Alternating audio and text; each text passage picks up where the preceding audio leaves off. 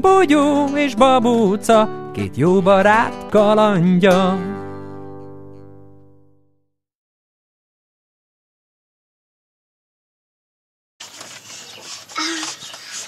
Gomba kalapja,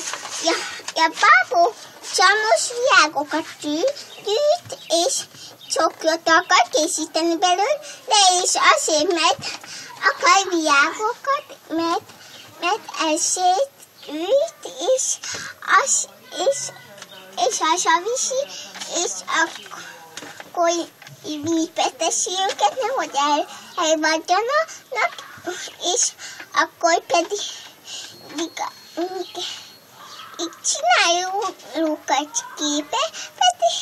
és lefilmezi őket, és akkor pedig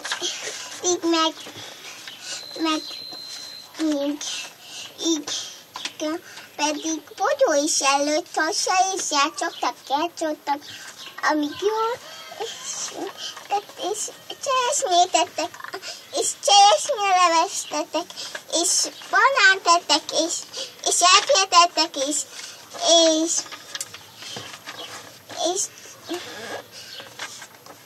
és akkor virágokat gyűjtöttek megint, és akkor meg medencét tettek, és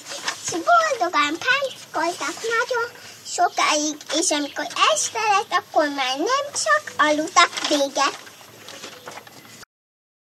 Bogyó és babóca, két jó barát kalandja.